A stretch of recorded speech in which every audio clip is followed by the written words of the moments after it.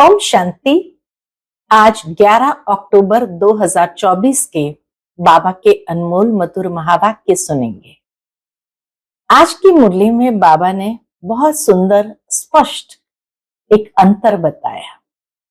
बाबा कहे, योग और यात्रा। तुम बच्चों के लिए ये यात्रा है। योग अक्षर नहीं कहना चाहिए, क्योंकि योग अक्षर सन्यासियों का है और योग से वो हठ योग की और आगे इशारा करते हैं।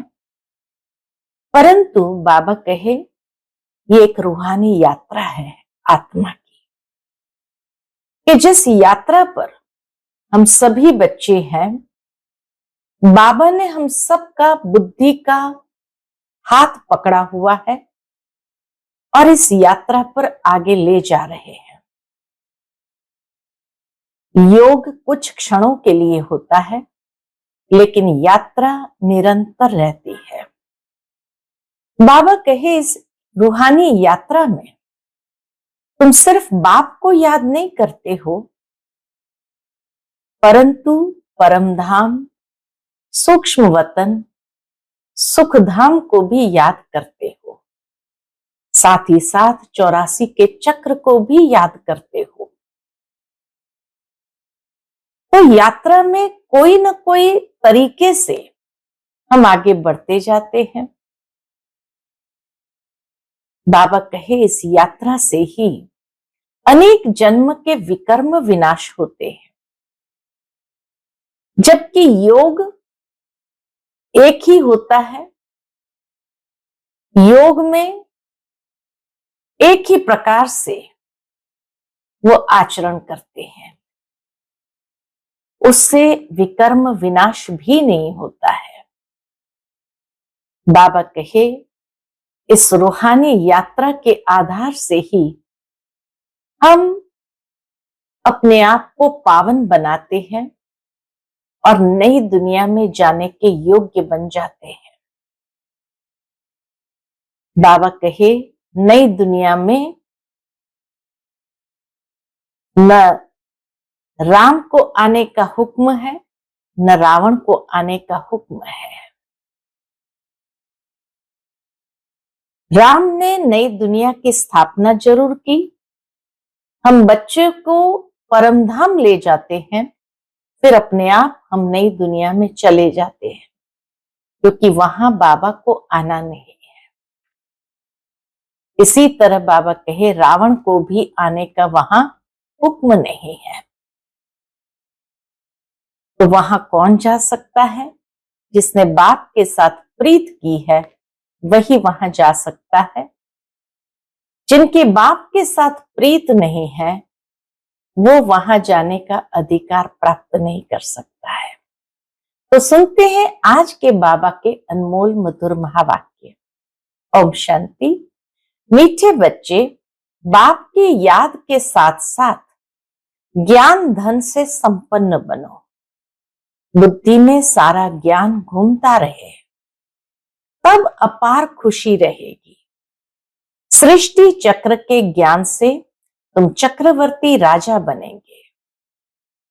आज की मुरली से पहला प्रश्न है, किन बच्चों की प्रीत, यानी किन मनुष्य की प्रीत बाप से नहीं हो सकती है? उत्तर, जो रौरो नर्क में रहने वाले विकारों से प्रीत करते हैं, ऐसे मनुष्य की प्रीत बाप से नहीं हो सकती है। या तो परमात्मा हो या तो विकार हो, दोनों के साथ प्रीत नहीं हो सकती है। इसलिए बाबा कहे, जो रौरो नर्क में रहने वाले हैं, जिनकी विकारों से प्रीत है, उनकी प्रीत बाप से नहीं हो सकती। तुम बच्चों ने बाप को पहचाना है, इसलिए तुम्हारी बाप से प्रीत है। आज की मुरली से दूसरा प्रश्न है, किसी सतयुग में आने का हुक्म नहीं है। उत्तर, बाप को भी सतयुग में आना नहीं है, तो वहां काल भी नहीं आ सकता। न काल आ सकता है, न बाप आ सकता है, न रावण आ सकते हैं।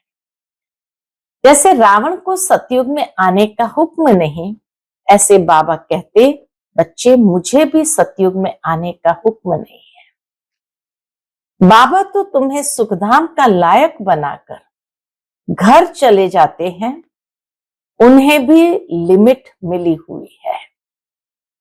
ओम शांति। रूहानी बाप बैठ रूहानी बच्चों को समझाते हैं। रूहानी बच्चे याद की यात्रा में बैठे हुए हो? पूछते हैं बाबा, याद की यात्रा में बैठे हुए हो? अंदर में यह ज्ञान है ना कि हम आत्माएं याद की यात्रा पर है। यात्रा अक्षर तो जरूर दिल में आना चाहिए। जैसे वह यात्रा करते हैं हरिद्वार अमरनाथ जाने की, यात्रा पूरी की फिर लौट आते हैं।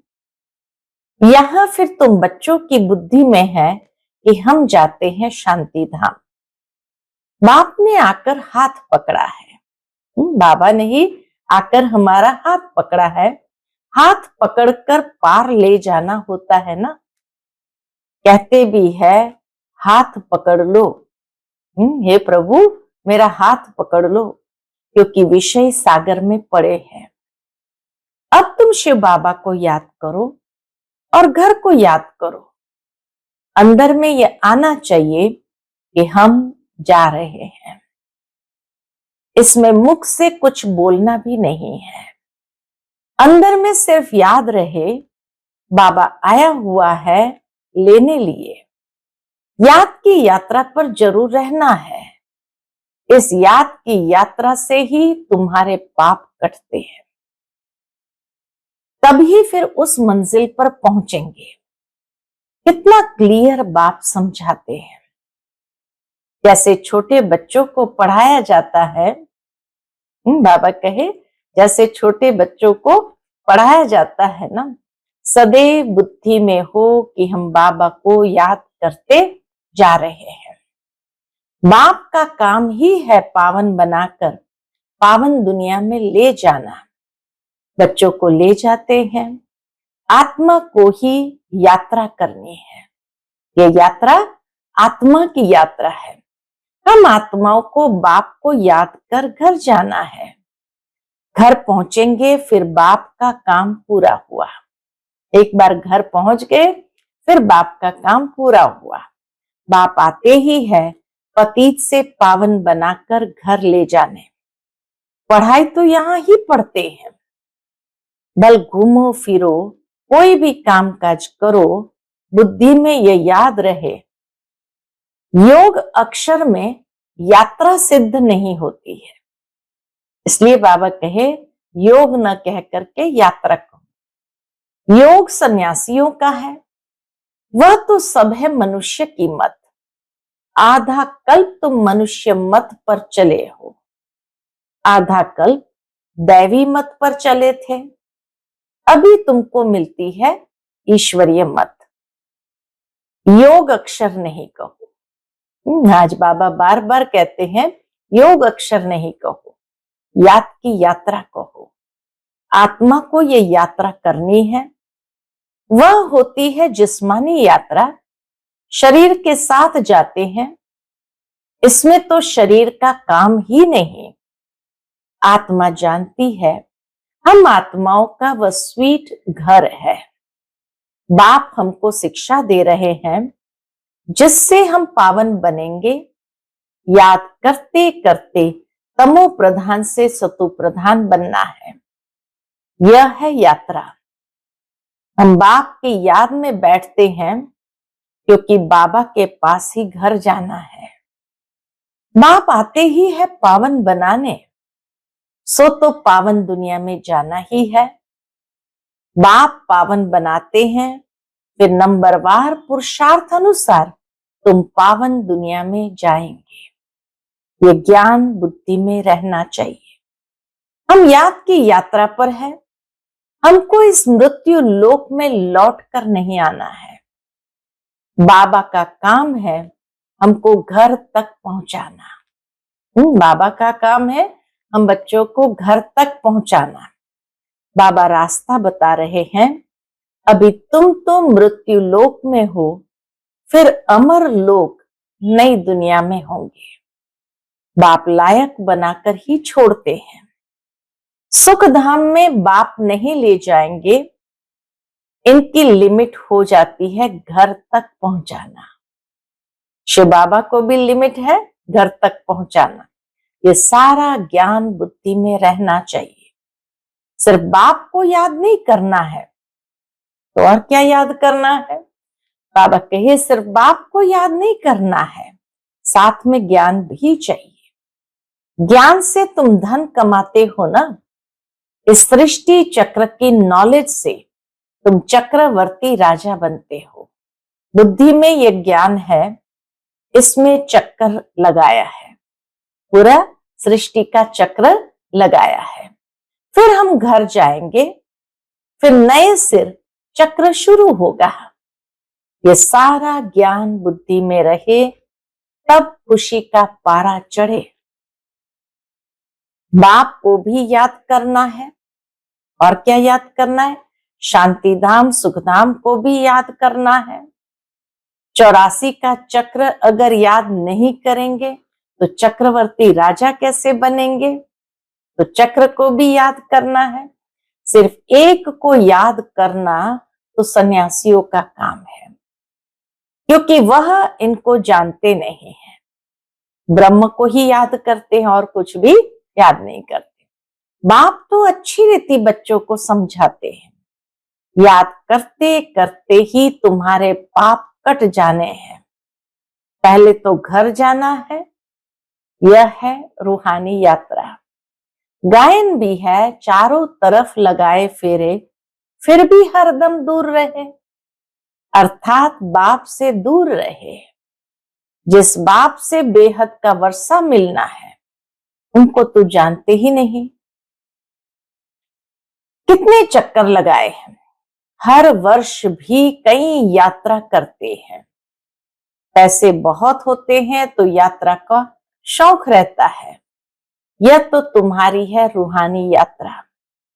तुम्हारे लिए नई दुनिया बन जाएंगी, फिर तो नई दुनिया में आने वाले हो, जिसको अमर लोक कहा जाता है। वहां काल होता नहीं जो किसको ले जाए। काल को हुक्म ही नहीं है नई दुनिया में आने का, स्व इच्छा से। इसीलिए समय पूरा होते शरीर छोड़ेंगे और नया चोला धारण करेंगे। तो बाबा कहे काल को हुक्म ही नहीं है नई दुनिया में आने का। रावण की तो ये पुरानी दुनिया है, तुम बुलाते भी यहां हो। बाप कहते हैं मैं पुरानी दुनिया में पुराने शरीर में आता हूं, मुझे भी नई दुनिया में आने का हुक्म नहीं है। मैं तो पतितों को ही पावन बनाने आता हूं। तुम पावन बन फिर औरों को भी पावन बनाते हो। सन्यासी तो भाग जाते हैं, एकदम गुम हो जाते हैं। सतयुग त्रेता 2 युग तक नहीं होते हैं, पता ही नहीं पड़ता है कहां चला गया, क्योंकि वह ड्रेस ही बदल लेते हैं।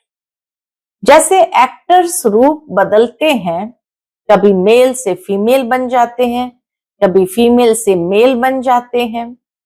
यह भी रूप बदलते हैं। आत्मा कभी मेल चोला कभी फीमेल चोला बदलती है। सतयुग में थोड़ी ऐसी बातें होंगी। बाप कहते हम आते हैं नई दुनिया बनाने। आधा कल्प तुम बच्चे राज्य करते हो, फिर ड्रामा प्लान अनुसार द्वापर शुरू होता है। देवताएं वाम मार्ग में चले जाते हैं। उन्हों के बहुत गंदे चित्र भी जगन्नाथपुरी में है। जगन्नाथ का मंदिर है। यूं तो उनकी राजधानी थी, जो खुद विश्व के मालिक थे। वो फिर मंदिर में जाकर बंद हुए। उनको काला दिखाते हैं। इस जगन्नाथ के मंदिर पर तुम बहुत समझा सकते हो, और कोई इनका अर्थ समझा नहीं सकते। देवता ही पूज्य से पुजारी बनते हैं। वह लोग तो हर बात में भगवान के लिए कह देते, आप ही पूज्य आप ही पुजारी।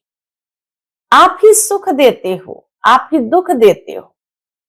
बाप कहते हैं मैं तो किसको दुख देता ही नहीं हूं। बाबा कहते मैं तो कभी किसको दुख देता ही नहीं हूं। ये तो समझ की बात है। बच्चा जन्मा तो खुशी होगी, बच्चा मरा तो रोने लग पड़ेंगे, कहेंगे भगवान ने दुख दिया। अरे ये अल्पकाल का सुख दुख तुमको रावण राज्य में ही मिलता है, मेरे राज्य में दुख की बात नहीं होती।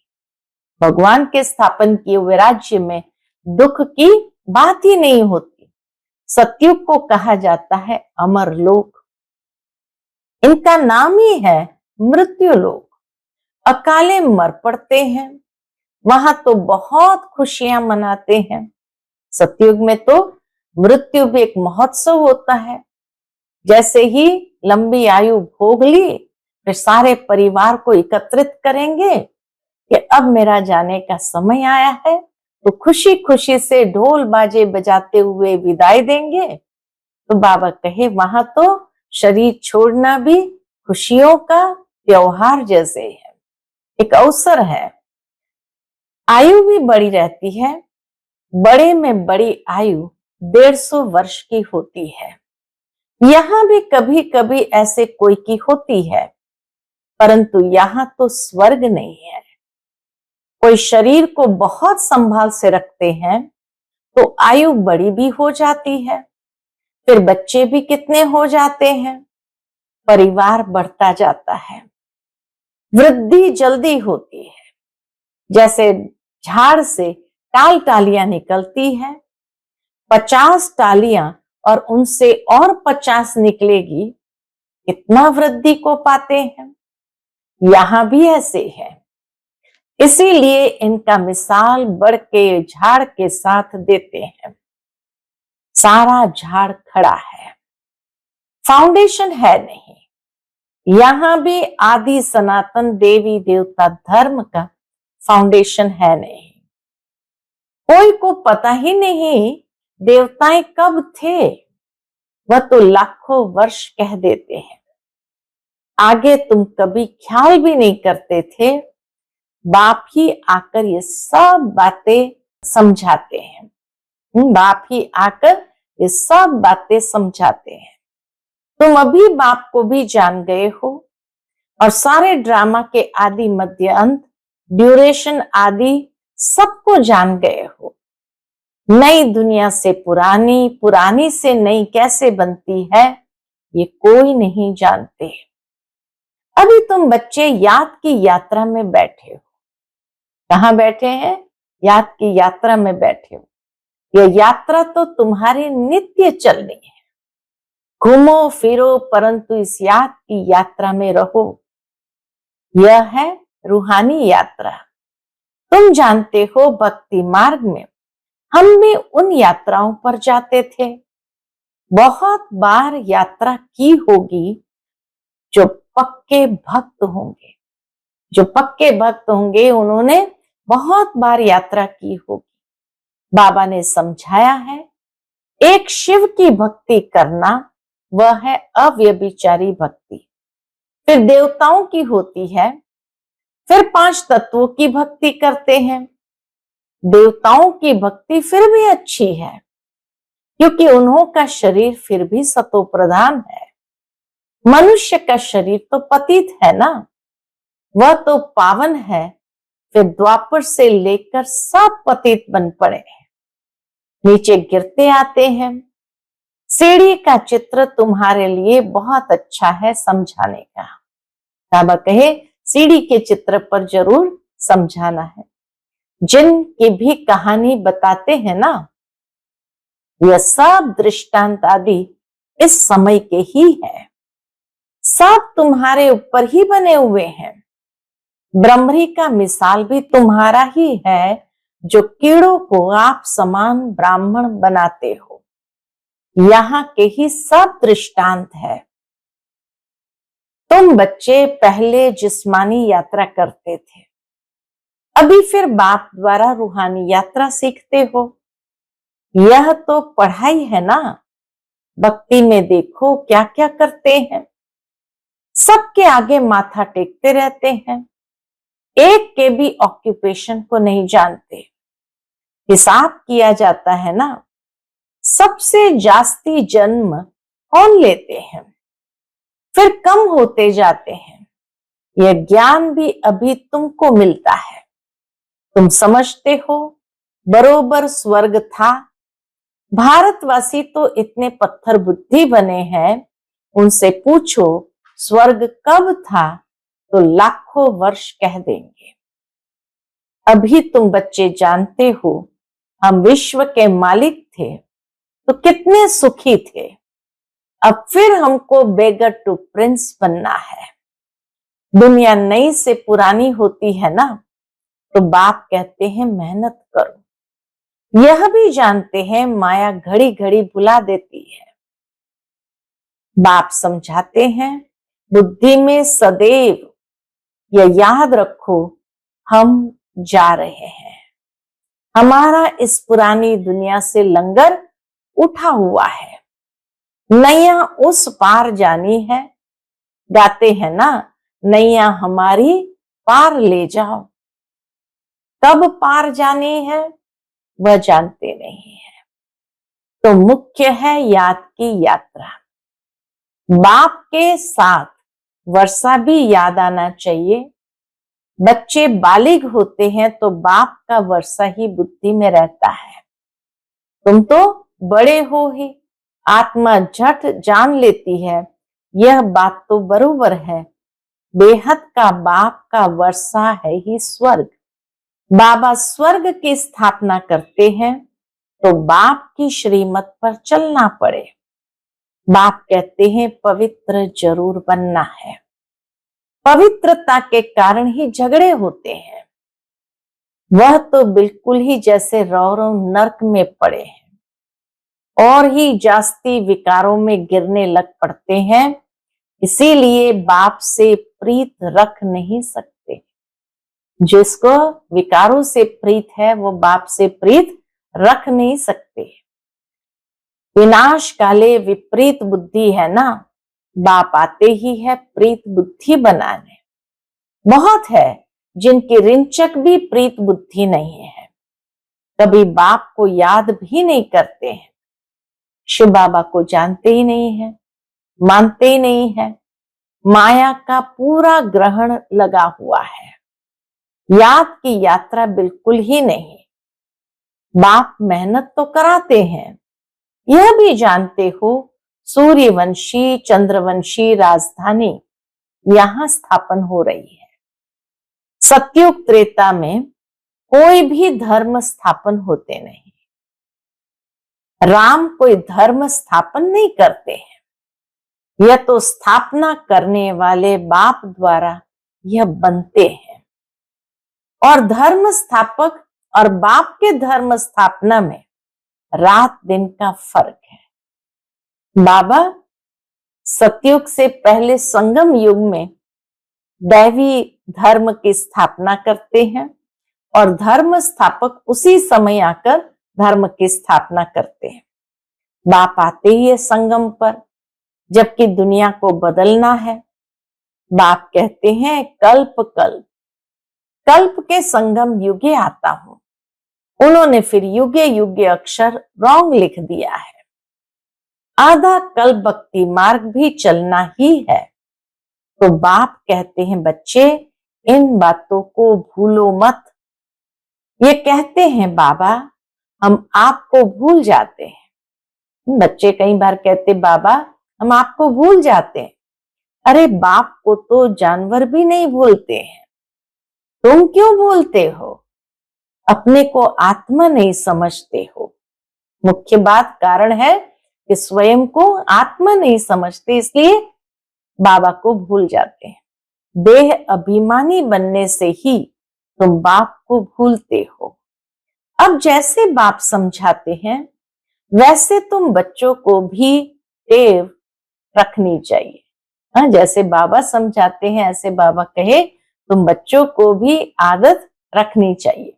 भपके से बात करनी चाहिए, ऐसे नहीं बड़े आदमी के आगे तुम फंक हो जाओ। तुम कुमारियां ही बड़े बड़े विद्वान पंडितों के आगे जाती हो, तो तुम्हें नीडर हो समझाना है। कितना बल बाबा बच्चों के अंदर भर देते थे। अच्छा, मीठे मीठे बच्चों प्रति माता पिता बाप दादा का याद प्यार और गुड मॉर्निंग। रूहानी बाप की रूहानी बच्चों को नमस्ते। हम सब रूहानी बच्चों की रूहानी माता पिता बाप दादा को याद प्यार, गुड मॉर्निंग और नमस्ते। नमस्ते। शुक्रिया बाबा, शुक्रिया। आज की मुरली से धारणा के लिए मुख्य सार है।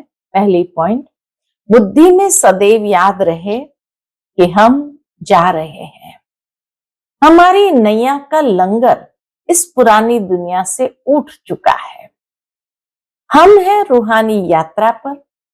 यही यात्रा करनी और करानी है। दूसरी पॉइंट, किसी भी बड़े आदमी के सामने निर्भयता यानी भक्ति से बात करनी है। फंक नहीं होना है। देही अभिमानी बनकर समझाने की आदत डालनी है। आज का बाप दादा का मधुर वरदान हम बच्चों के प्रति है, व्यर्थ व माया से इनोसेंट बन। दिव्यता का अनुभव करने वाले महान आत्मा भव। व्यर्थ व माया से इनोसेंट बन, दिव्यता का अनुभव करने वाले महान आत्मा भव।